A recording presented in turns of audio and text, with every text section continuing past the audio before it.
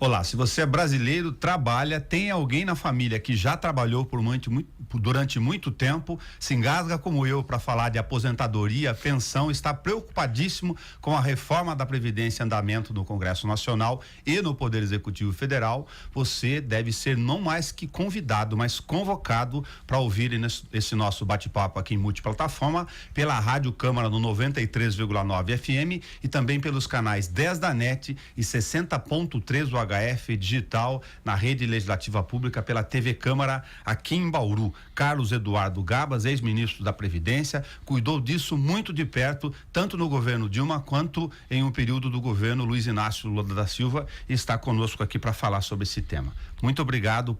Você é de Araçatuba, né? Aqui em Bauru, falando com nós. Aqui do ladinho. Bom dia, Nelson. Bom dia aos ouvintes da rádio da TV Câmara aqui de Bauru.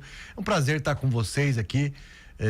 Posso me dizer em casa, porque Araçatuba está bem aqui do lado, e debatendo um tema que, como você mesmo disse, é um senso comum na sociedade, que é muito importante que as pessoas saibam o que o governo propôs sobre previdência social.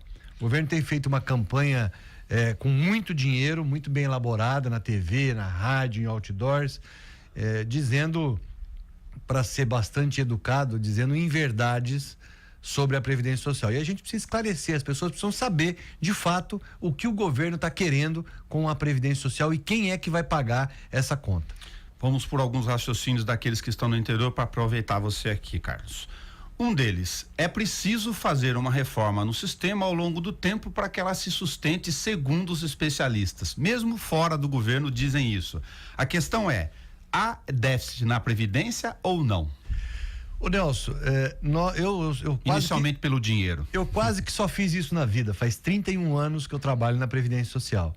E eu fui estudar, inclusive, fiz uma especialização em sistemas de gestão de seguridade social, fui estudar fora do país para entender quais são os modelos que existem no mundo, como que eles são sustentados, quais os desafios que eles atravessaram, porque o Brasil tem sim desafios a serem enfrentados.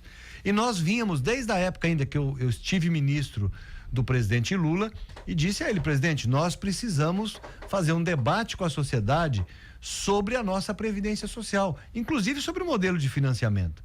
Ele precisa ser modernizado, ele precisa ser cada vez mais aperfeiçoado para que ele tenha garantias futuras. Então, quando você fala de fazer reforma, eu não gosto do termo reforma. O tema é bom, o termo não é bom. Mas vamos lá, vamos falar reforma.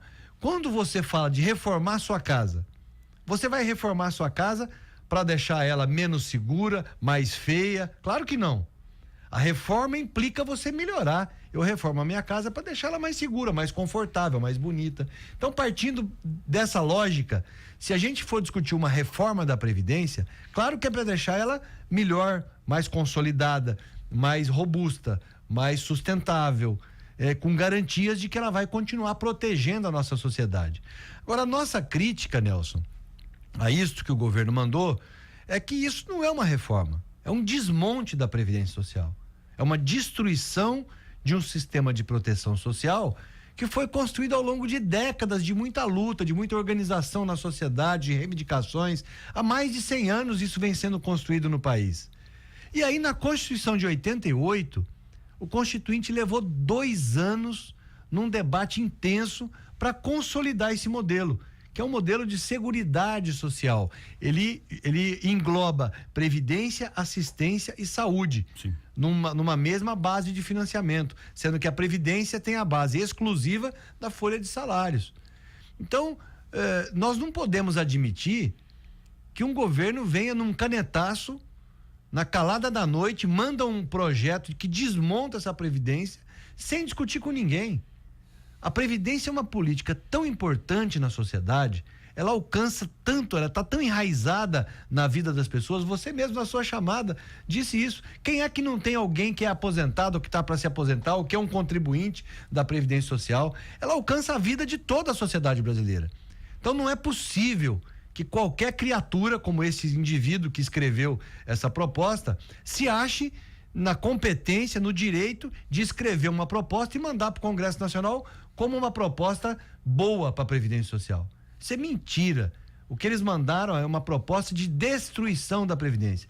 Qualquer reforma, Nelson, ela não pode ser feita sem trazer para o debate os atores envolvidos na reforma. Eu preciso ouvir os trabalhadores, eu preciso ouvir os empresários, eu preciso ouvir os aposentados. Não tem mal nenhum nisso, é natural que isso aconteça. Os países que atravessaram os desafios que nós estamos atravessando fizeram dessa forma. Do contrário, quem se arvorou a fazer alguma modificação sem debate, como a França fez, teve que voltar atrás, porque o povo incendiou, literalmente incendiou as ruas na França. Você deve se lembrar, há 3, 4 anos atrás. Sim. Então, reformas que passaram goela abaixo foram em sistemas autoritários, totalitários. Por exemplo, no Chile, eles privatizaram a Previdência. Foi na época do Pinochet, foi numa ditadura, embaixo de ditadura, embaixo de ferro.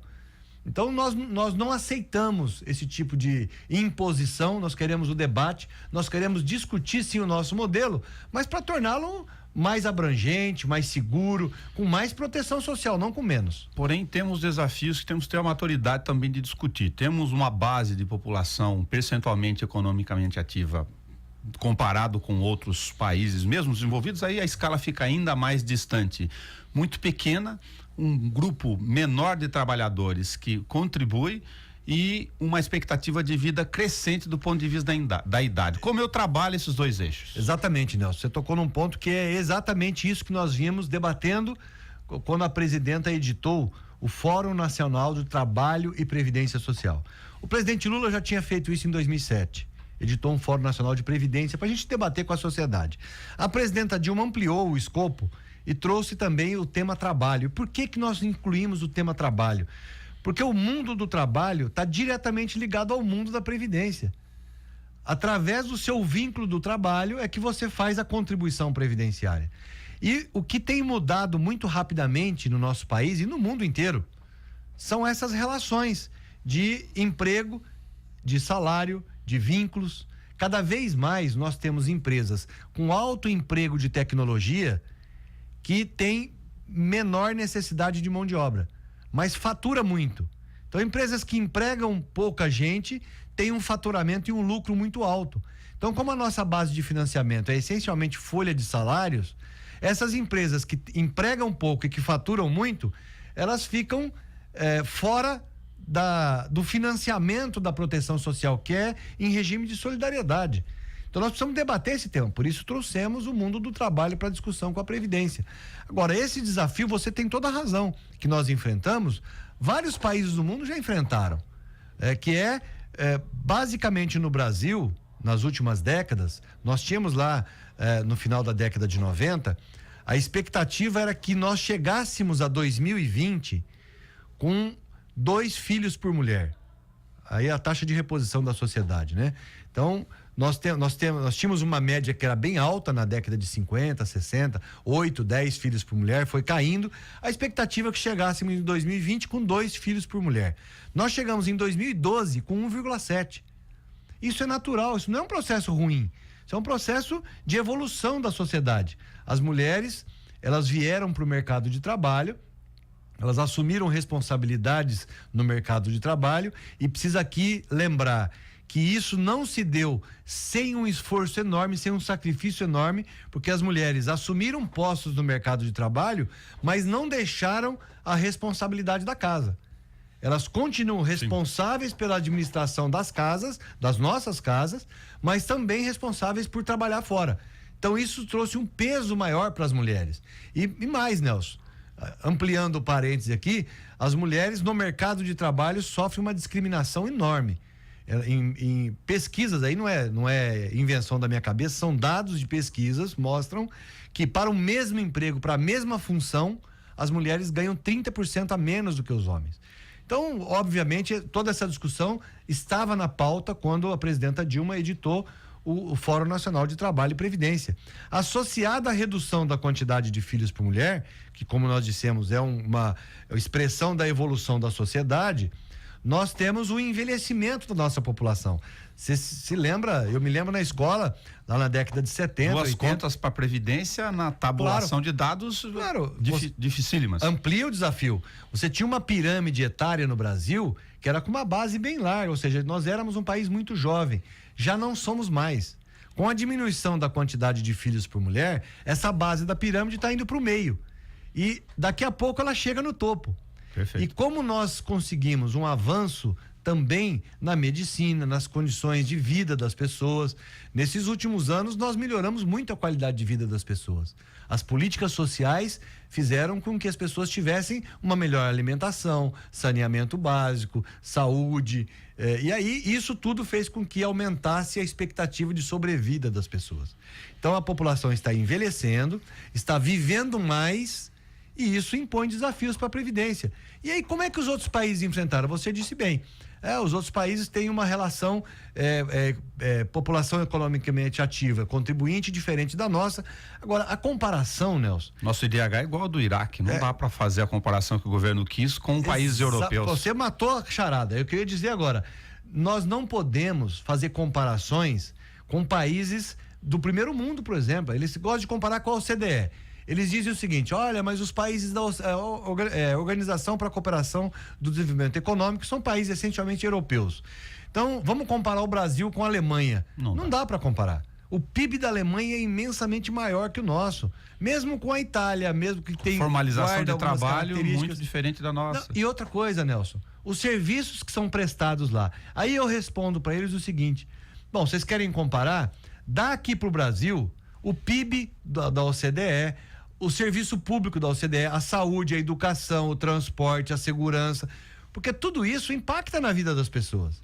Se você tem a mesma qualidade de vida e de salário da OCDE, eu topo fazer a mesma regra. Sim. Acontece que o Brasil é um país continental. Não existe país no mundo, não existe, com o tamanho do Brasil, tamanho geográfico, com a quantidade de população, que tenha um modelo de proteção social como nós temos aqui. O nosso modelo, Nelson, é um dos melhores do mundo. Sim. E isso custa, não tem jeito. Isso custa, claro. Isso é a opção de governo. Então, quando surgiu essa PEC, essa 287, logo de cara, o presidente Lula nos convidou para fazer uma análise da PEC. E eu disse: presidente, sem olhar o texto, a proposta que eles estão fazendo, ela não tem nenhuma correlação com o equilíbrio da Previdência. Ela é disputa do Estado brasileiro. O que está em jogo, Nelson, não é o equilíbrio da Previdência. É se a arrecadação dos tributos vai servir para proteger a sociedade, para política de proteção, que é direito. Não é só direito social, é direito humano. Então, se esse dinheiro vai servir para proteger a sociedade ou se ele vai servir para continuar remunerando o capital especulativo. Porque quando o governo fala o seguinte: precisa reduzir o déficit, o primário, nós temos que cortar no primário. O que ele quer dizer com isso? Fora o primário, o que tem mais? Tem o nominal, o financeiro. Sim. Então, a Previdência, as políticas sociais da Seguridade foram responsáveis por 22% do gasto da União. Ah, mas isso é muito. Ora, nós gastamos 44 com juros. Então nós gastamos 22 para proteger a sociedade e gastamos o dobro para concentrar a renda na mão de meia dúzia de especulador. Isso o governo não fala. Então ele congela gasto social, mas não fala do dinheiro que é carreado para aumentar a concentração de renda na mão de meia dúzia de especuladores. Ele não quer discutir gasto financeiro, ele não quer discutir o juro mais alto, o juro real mais alto do mundo. Está aqui no Brasil. Então isso não é possível. O Brasil, no último anúncio de desigualdade, de concentração de renda, que foi em janeiro, eu fiquei estarrecido, Nelson. 6 famílias, para não falar 6 pessoas, 6 famílias têm a mesma renda, a mesma riqueza do que 100 milhões de brasileiros e brasileiras. Metade da população tem a mesma renda do que 6 pessoas. Isso é expressão de uma sociedade doente. Nós não podemos incentivar a concentração de renda. O contrário, nós temos que incentivar a distribuição de renda, a inclusão social. E não sou eu que digo. Recentemente, na última reunião do Fórum Econômico Mundial, em que o Meirelles foi, ele tomou um puxão de orelha de ninguém menos que a Christine Lagarde, que é a presidenta do FMI. Quer dizer, o FMI é uma organização historicamente conservadora. Ela disse o seguinte para ele: ministro, o Brasil está errado. O Brasil está investindo na concentração de renda. O Brasil precisa investir na distribuição de renda, no bem-estar da sociedade. Vocês estão na contramão da história. Por outro lado, enquanto temos essas questões de concentração de renda e questões estruturais e conjunturais do governo não mexidas no tempo ou não enfrentadas no tempo, voltando ainda para um ponto específico, para botar uma pequena pimentinha no meio aqui. Como tentar imaginar num país com todas essas distorções que ele pode, por outro lado, fazer um sujeito de 48, 50 como nós aqui, tendo o direito de se aposentar pensando no caixa, já que todo esse sistema é pago com esse monte de distorção por uma única razão, um único fundo. Boa pergunta, Nelson, mas a reforma que eles propõem, que eu chamo de desmonte, ela não ataca esse problema. Ela trata de maneira igual os desiguais. Então, o fato da gente postergar as aposentadorias era uma preocupação nossa. Nós estamos falando aqui da aposentadoria por tempo de contribuição. Claro. O que o governo faz é acabar com ela. Então, você tem... vou fazer uma comparação, talvez não seja adequada, mas ela pode ajudar a esclarecer. Você tem uma pessoa doente na sua casa e está com uma gripe forte. Ao invés de tratar a gripe forte, você mata o doente. Então, não se trata de você acabar com esse modelo. Ele precisa ser discutido com a sociedade. Por exemplo, qual é a idade média boa para aposentadoria? Eu tenho 52 anos. Eu não me vejo aposentado com 52 anos. Acho que, na maioria dos casos, eu não posso generalizar. Nós temos que lembrar que nós temos atividades laborais, nós temos ainda alguns tipos de trabalho que são excessivamente desgastantes. Eu não posso acabar com as aposentadorias especiais, por exemplo. Eles estão acabando. Eu não posso atacar a aposentadoria das professoras, dos professores do ensino fundamental, como eles estão fazendo, de pessoas que trabalham com raio-x, de médicos, de enfermeiras, de enfermeiros, médicas, de várias profissões. Por exemplo, vamos aqui ir para o extremo. O trabalhador de mina em subsolo. A Organização Mundial de Saúde recomenda e proíbe até que esse trabalhador fique mais do que 15 anos trabalhando embaixo da terra. Você imagina que são 15 anos consecutivos você com todo o EPI que é possível você colocar, o cara está embaixo da terra. Passar uma linha de corte igual para todo mundo com todas essas especialidades ou especificidades, claro, é injusto. E mais ainda, Nelson, o Brasil, ele, como é um continente, ele tem desigualdades regionais. Sim. Tem desigualdade social, econômica e regional fortíssimas. Você não pode desconsiderar essas desigualdades. Quando o governo fala o seguinte: olha, mas a idade média do brasileiro está batendo 74 anos. Ô Nelson, média, num país deste tamanho, com tanta desigualdade, na minha avaliação não serve para nada. Porque eu vou continuar tendo muitos, milhares, milhões de trabalhadores que estão fora da média, que não vão conseguir chegar à idade de aposentadoria. Nós pegamos esse dado do IBGE, dessa idade média, e fomos abrir por estado, por região do país e por município. Tem inúmeros municípios que a idade média não chega a 60 anos. Como é que o cara vai aposentar só aos 65? E o gozado é o seguinte: gente que se aposentou aos 43, aos 45, aos 50, quer propor aposentadoria aos 65. Fazendo com que o trabalhador que começou com 10, 12, 15 anos de idade fique até os 65. Não vai chegar. A proposta deles inviabiliza a aposentadoria de milhões e milhões de trabalhadoras e trabalhadores. E se você for para o campo, o trabalhador rural, é pior ainda. É muito pior. É muito pior. O trabalho rural, nós conhecemos. A gente que é caipira aqui sabe como é que funciona. A agricultura familiar, Nelson, é uma característica dela. Nós temos que tomar o cuidado de não rotular isso como maldade, mas no campo as crianças começam a trabalhar cedo. Sim. É característica da agricultura familiar. Por mais que nós trabalhemos para essas crianças irem para a escola, quando não está na escola, está na lida. É característica da agricultura familiar que ela se dê dentro da família. Então, eu cansei de ver criança com, 10, 12 anos no cabo da enxada. Começa com essa idade e vai até 65. Não é possível isso. Você não pode tratar o cidadão do campo como igual ao cidadão da cidade. A vida não é igual. A vida no campo é mais dura. E o trabalhador do campo, é bom lembrar isso, as pessoas falam, mas vocês estão... O governo fala isso, vários membros do governo já falaram isso e eu contestei. Num evento outro dia no Rio de Janeiro, nós tivemos inclusive bate-boca, porque eles dizem o seguinte: o trabalhador rural não contribui, o que não é verdade. O trabalhador rural contribui com 2,1% sobre a comercialização da sua produção. Agora, mais que isso, Nelson, o nosso alimento, ele vem da agricultura familiar. Mais de 70% do que a gente come vem da produção dessas pequenas propriedades, de até 4 módulos fiscais. Então, você atentar contra essa aposentadoria, essa proteção social, é você fragilizar a nossa segurança alimentar. O alimento nosso não vem do latifúndio. O latifúndio produz, é importante, commodities para exportação, traz divisa, mas o que a gente come vem da pequena propriedade.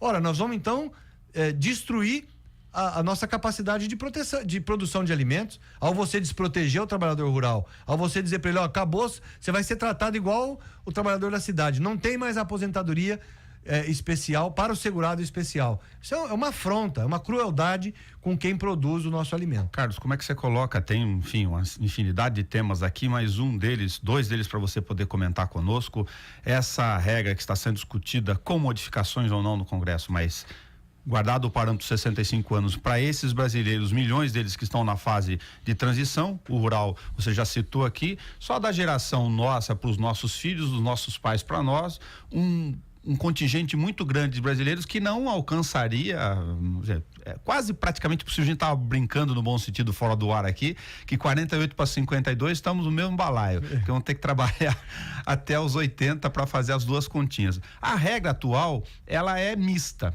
que mistura um pouco de tempo com idade para tentar achar uma equação. Essa geração não conseguiria atingir de forma alguma a aposentadoria pelo que está escrito no texto. Essa é a nossa bronca, Nelson, porque quando nós defendemos a soma de idade mais tempo de contribuição como uma alternativa para uma regra clara, o que a sociedade precisa? Primeiro, precisa de proteção. Um país que se preze, um país que quer atingir o bem-estar social, não consegue fazer isso sem política social. Então o governo, as elites criticam, mas o presidente Lula, a presidenta Dilma fizeram uma gastança social, como se não tivesse uma dívida social com o povo brasileiro. São milhares, milhões e milhões de pessoas, de trabalhadores e trabalhadoras que nunca foram olhados. É claro que precisa de oportunidade, precisa de inclusão social, precisa de política social. Isso custa dinheiro. Então, como eu disse a você, Nelson, se trata aqui de modelo do Estado. Para nós, para o nosso projeto político, previdência social, seguridade social é finalidade do Estado, é obrigação do Estado brasileiro. O meio é o dinheiro. Como que nós vamos conseguir dar proteção? Vamos buscar os meios. Então, estava em discussão no nosso governo novas fontes de financiamento, claro. Para você ter uma ideia, o nosso sistema tributário, ele é altamente regressivo. Paga imposto nesse país quem é pobre. O imposto nosso é muito sobre consumo. Mas tem o imposto de renda. Só que quem paga imposto de renda hoje? O mínimo, o patamar mínimo é R$1.900 e poucos reais. Você acha que R$1.900 é renda para pagar imposto de renda? Não, é sobrevivência. Aí se você pegar um empresário, que eu não tenho nada contra os empresários, eu vou dar um exemplo. Um empresário que tem a sua empresa, que distribui lucro. Então eu tenho a empresa, eu pego o resultado da empresa, como eu sou o dono, eu distribuo para mim dividendos e lucros, é isento de imposto de renda. Então um trabalhador com R$1.900 por mês paga imposto de renda. Um empresário que distribua mensalmente R$200 mil não paga 1 centavo de imposto de renda. Então isso é injusto. Eu não estou dizendo aqui, não estou querendo alcançar, por exemplo, o profissional liberal. Quando eu dou esse exemplo, os médicos, dentistas, engenheiros falam, mas aí vai querer mexer com a gente. Não. Na minha avaliação tinha que ter um teto, um valor de isenção, que pode ser 10, 20, 30 mil reais, não sei. Vamos discutir com a sociedade. O que não pode fazer é não ter discussão. E você isentar quem mais tem e penalizar quem não tem. Então, essa história do modelo para nós é importantíssimo. Para eles, o modelo tem que ser privado. O que eles estão fazendo agora, essa proposta, empurra a sociedade para a previdência privada, que não protege. É uma ilusão das pessoas, especialmente os jovens, Nelson, tem uma visão muito perigosa, que eu me resolvo, deixa que eu cuido da minha previdência, eu vou comprar um plano de previdência privado, tá? Vai ver no Chile o que aconteceu. As pessoas estão ocupando as ruas, rechaçando. Se você pegar as manifestações do Chile, tá lá, no mas a AFP. A AFP é a previdência privada, sim, que não protege. Uma característica do nosso modelo, que é o que dá essa proteção, é a solidariedade.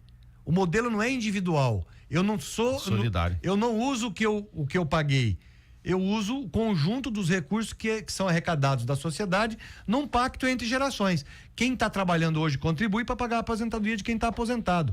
Esse pacto garante os pagamentos. Se você individualizar, Nelson, o dinheiro não dura, ele acaba. É o que aconteceu no Chile. Então a história de que eu vou fazer individual, gente, isso funciona para complementar. A previdência básica tem que ser pública, tem que ser solidária, tem que ser em regime de repartição, porque é isso que garante sustentabilidade para que ele viabilize os pagamentos, especialmente de quem precisa mais. Então, somar idade mais tempo de contribuição, como nós propusemos, é a fórmula, na nossa avaliação, ideal para proteger quem começou mais cedo. Porque se você começou muito cedo e você tem muito tempo de contribuição, você pode ter menos idade. É a única forma de achar um regulador. É no mais meio do justo. caminho.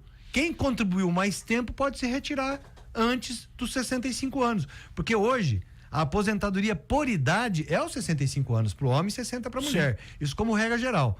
Mas quem contribuiu muito tempo pode se retirar antes dos 65, se tiver viabilidade do ponto de vista da contribuição ao longo do tempo. Então, mais contribuição, menos tempo. É justo isso, é uma equação justa, que nós aprovamos como regra de cálculo, que é a tal da fórmula 85-95. Separado os méritos ou das discussões ideológicas do meio, como o brasileiro, o caipira aqui de Araçatuba falando do tema dessa dimensão, se você pega esse modelo de previdência colocado numa ponta, a sociedade ainda não se apercebeu por quê, Carlos? A classe média não deu conta que tem um outro canto aqui também bastante significativo, que é mexer com as relações de emprego. São mais de 100 mudanças rasa para citar aqui na questão trabalhista brasileira, que também está em curso. E se manter no emprego no Brasil nessas condições, com um percentual muito baixo da população economicamente ativa, como eu disse, é algo muito difícil. Não é só uma frente de ataque, é isso que eu estou querendo dizer. É isso, não, você tem razão. Agora, o fato da sociedade ainda não ter, já rechaçou a proposta. Se você pegar as pesquisas que foram feitas, elas dão mais de 95% de pessoas na sociedade contra as reformas. Mas isso só não basta. Por quê? Porque não é a sociedade que vai votar, são os deputados e os senadores. Então é preciso se manifestar. É preciso que essa rejeição ela se dê numa manifestação contra a reforma da Previdência. E por que as pessoas não se mobilizam? Nós temos um fenômeno na sociedade, Nelson, que é, por exemplo, isso que nós estamos fazendo aqui agora na TV e na Rádio Câmara, eu não consigo fazer num veículo de grande circulação, de grande, vamos falar aqui aberto. A Rede Globo não dá um espaço pra gente fazer um debate desse. Por quê? Porque aí vai alcançar um número muito grande de pessoas que vão cair a ficha de interesses, inclusive, que a Rede Globo não patrocina. Então vamos fazer o trabalho de formiguinha. Vamos fazer de formiguinha, claro. Por isso que nós estamos aqui, correndo o Brasil. Eu estou visitando, quase já cumpri meu compromisso de visitar todas as capitais do Brasil. Faltam algumas poucas ainda. Daqui eu vou para Maceió, que eu ainda não fui. E tem ainda Aracaju, Manaus, mas o resto... Aproveita e pergunta para ele se o Renan apoia essa medida do governo. Já se manifestou contra. Quando você for lá. Manifestar no microfone, ele o faz com grande frequência. Ali tem um oportunismo político enorme, né, Nelson? Mas o que a gente precisa fazer, você tem razão, essa não é uma discussão ideológica, ela não é uma discussão partidária, é uma discussão que ela alcança a sociedade. É claro que, por motivos óbvios, quem defendeu esse projeto fomos nós, do governo do presidente Lula, da presidenta Dilma, fomos nós do PT. Nós defendemos um modelo de inclusão, um modelo que protege a sociedade. Obviamente, agora nós temos que estar desse lado. Mas essa não é uma luta exclusiva do Lula, da Dilma, do membros do governo Lula, Dilma, do PT, não é isso. Essa é uma discussão da sociedade. Previdência social é um patrimônio do trabalhador brasileiro. É da sociedade brasileira. Foi construído ao longo de décadas de muita reivindicação, de muita luta. Como eu disse, consolidado num processo de uma constituinte federal, 2 anos de debate, para você ter uma rede de proteção que eu repito isso para os 4 cantos do mundo, é uma das melhores redes de proteção social do mundo. O nosso índice de cobertura passa de 84% da sociedade, de idosos. Então isso não é qualquer coisa. Num país desigual como o nosso, tem que se fazer um esforço grande para atingir isso. E nós conseguimos. Para finalizar, num país tão desigual, você participou da gestão desse sistema durante um tempo no governo. Nós temos problemas com privilégios nessa história toda? São pontuações que acabam prejudicando o debate? Não são importantes de serem realizados? Olha, eu não chamo de privilégios, porque você tem que entender toda a origem dessa construção para você poder, né, fazer essa avaliação. Chamar de privilégio seria rotular, eu não gosto de rotular. Eu por coerência, eu digo que todos os modelos, todos eles, os que compõem o nosso sistema de proteção, eles precisam ser debatidos. Uma coisa que as pessoas perguntam é o seguinte: mas por que não mexe na previdência dos militares, por exemplo? Por coerência, eu acho que tem que mexer. Mas eu não posso mexer sem debater com os militares. Claro. Eu anualmente, Nelson, eu participava de um curso chama de Altos Estudos da Escola Superior de Guerra, no Rio de Janeiro. Eu dava uma aula para esse curso de altos estudos. E numa dessas aulas, eu chamei a atenção. Eu disse aos comandantes militares que estavam no curso, disse: olha, uma hora nós vamos ter que mexer na previdência dos militares também. Claro, é uma evolução da sociedade, nós não podemos ficar com uma regra de 50 anos atrás. Agora, eu acho que é muito importante que os próprios militares, que têm competência, têm capacidade para isso, têm conhecimento, comecem a discutir e a formular a proposta de modernização do sistema. Porque se vocês não fizerem, alguém vai fazer. Como fizeram agora. As pessoas perguntam: porra, Gabas, mas vocês ficaram no governo tanto tempo, por que não fizeram essa reforma? Porque nós optamos pelo meio mais difícil, que é o debate. Como previdência, Nelson, é uma política de longo prazo, precisa de planejamento. Você não faz a toque de caixa. Então nós fizemos várias modificações no sistema previdenciário brasileiro. A primeira reforma foi em 2003, que mexeu conosco, com nossos servidores públicos. Eu trabalhei para mexer na minha aposentadoria. Se nós não tivéssemos feito a reforma em 2003, Nelson, eu poderia, olha só a distorção. Não vou falar privilégio, a distorção. Este ano, eu tenho 52 anos. Este ano, eu implementaria condições para me aposentar. Se nós não tivéssemos feito a reforma, eu me aposentaria com o meu último salário na Previdência Social. Então, na nossa avaliação, é uma injustiça com o restante da sociedade, por isso nós fizemos a modificação. Com a modificação que nós fizemos em 2003, eu só vou começar a pensar em aposentadoria em 2022. Então, nós adiamos o período de trabalho de milhões e milhões de servidores públicos. Claro que ficaram bravos com a gente, mas era preciso você fazer esse processo. Nós levamos 1 ano debatendo com a sociedade, eu rodei o país também, só que numa outra condição, defendendo fazer a reforma naquele momento, né? E apanhei igual vaca na horta, porque o servidor falava: pô, Gabas, você tá louco? Você era sindicalista aqui, agora você vem defender a reforma? Eu disse: gente, nós vamos ter que mexer no sistema. Vamos debater. E fizemos o debate, modificamos a proposta, fizemos a PEC 41 e a PEC 47, que foi um ajuste da 41, e aprovamos no Congresso Nacional. E todo mundo sobreviveu. E aí a gente conseguiu corrigir um pouco das distorções que existiam nos regimes próprios. Os regimes próprios são autossustentáveis? Nós temos uma situação aqui em Bauru que a gente acaba acompanhando de perto, trazendo aqui inclusive os caras para apresentarem calculatorial, ver quem está aposentando, controle de questão de pagamentos de pensões, licença saúde, mas eu não sei se essa realidade é igual em todos os regimes. Então, Nelson, os regimes próprios de estados e municípios, eles precisam ser debatidos, e nós precisamos enfrentar um problema sério. Na criação desses regimes próprios, não se levou em conta, aqui na maioria dos casos, tá? Não vou generalizar, claro, mas na grande maioria dos casos, não se levou em conta um cálculo preciso, um cálculo técnico atuarial para ver se era viável. Base de dados. Porque precisa ter viabilidade. Você não pode pegar uma prefeitura com, 500 servidores, todos com idade média acima de 40, 50 anos, e instituir um regime próprio de previdência. Você vai quebrar o município com regras muito frouxas no sentido do acesso à aposentadoria. Então, o que vários municípios fizeram? Pegaram salários altíssimos de 30, 40 mil reais, enfiaram dentro do sistema do regime próprio de previdência e, uma vez aprovado, o cara aposentou, sem contribuição. Então, quem paga essa conta? A sociedade. Sim. É o imposto do morador do município, gente. Nós não podemos retirar dinheiro da sociedade para um conjunto pequeno de pessoas. Foi a crítica para o trabalhador rural, numa outra dimensão, do ponto de vista de despesa no caixa, né? Mas tem muita diferença. O trabalhador rural é uma outra situação. Sim. Nesse caso aqui, são pessoas com capacidade de contribuição. Claro. Então, o que nós fizemos? Uma reforma do regime próprio federal. E aí os estados e municípios precisariam seguir essa reforma. Nós não obrigamos. É uma responsabilidade do estado e do município. Tem aí, a gente respeitou o pacto federativo. Mas os municípios que querem equilibrar o seu sistema de previdência precisam fazer essa discussão das regras de acesso, da contribuição, de quem é que tem direito à aposentadoria, com qual idade, a pensão, a licença. Porque o que nós observamos, Nelson, é que existe uma situação aí de fragilidade nas regras. Por exemplo, nós temos um índice de aposentadoria por invalidez, eu estou falando aqui do sistema federal, que é altíssimo, que não justifica.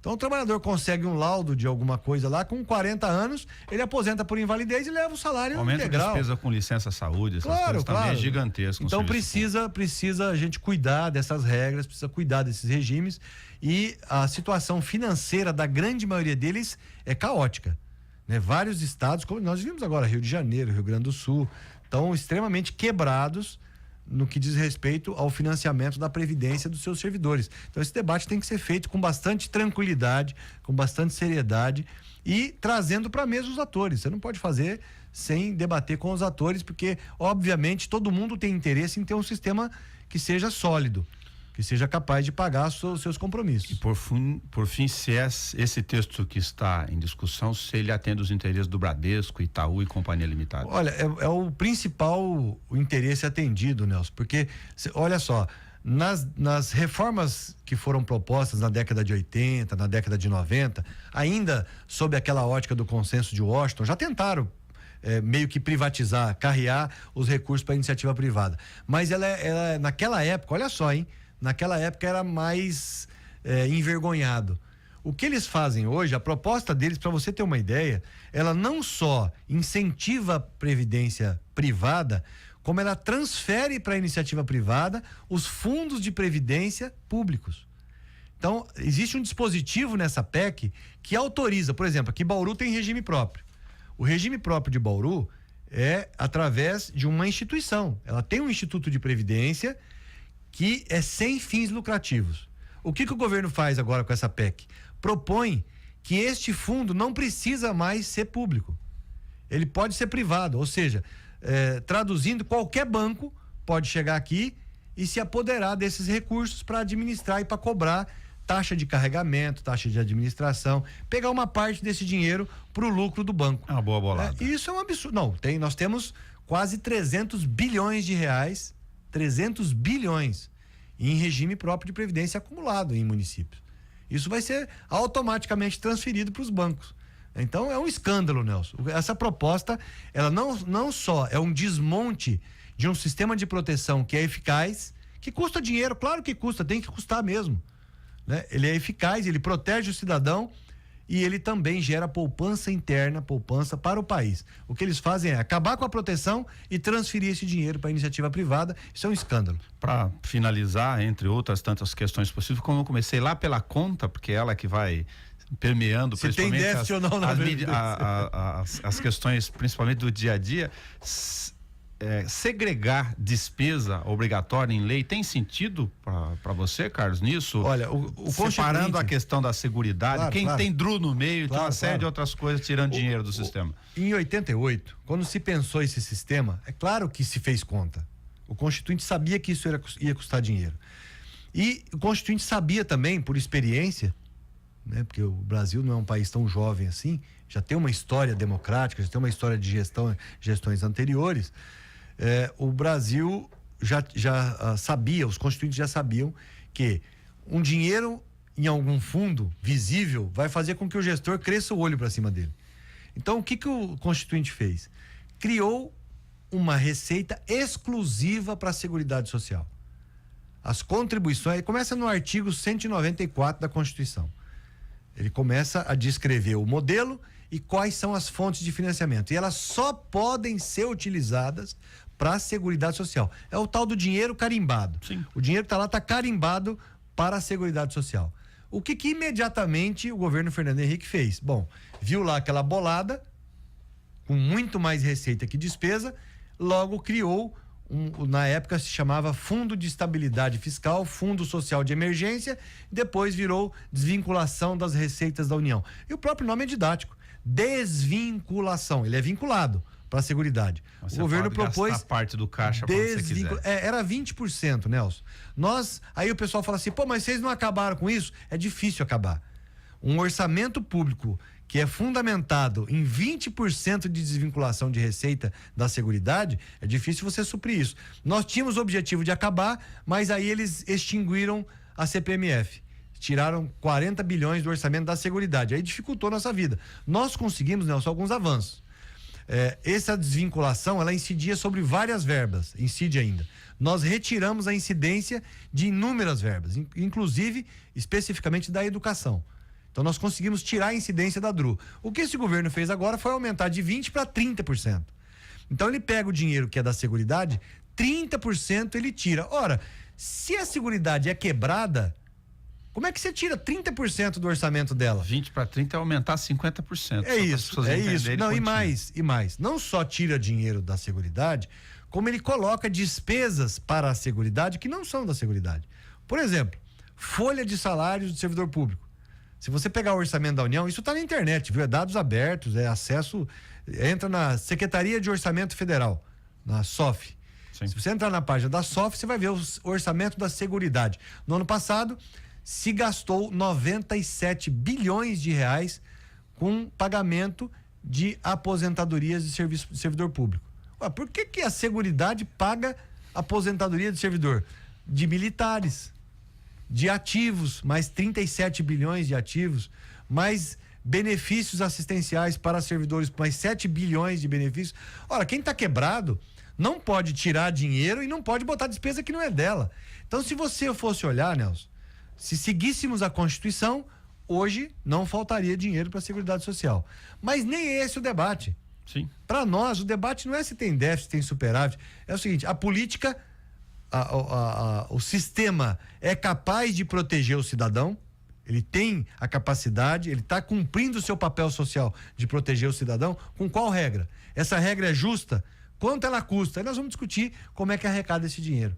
Para nós, a proteção é a finalidade, não é o dinheiro. O dinheiro é meio. Para eles, o dinheiro passa a ser a finalidade. Tanto é, Nelson, que eles extinguiram o Ministério da Previdência Social. Sim. Não existe mais. Quem discute política previdenciária é o Ministério da Fazenda. A Previdência foi extinta e as secretarias transferidas para o Ministério da Fazenda. Para aquele direito, então. Passou a ser uma discussão claramente, abertamente e tecnicamente financeira.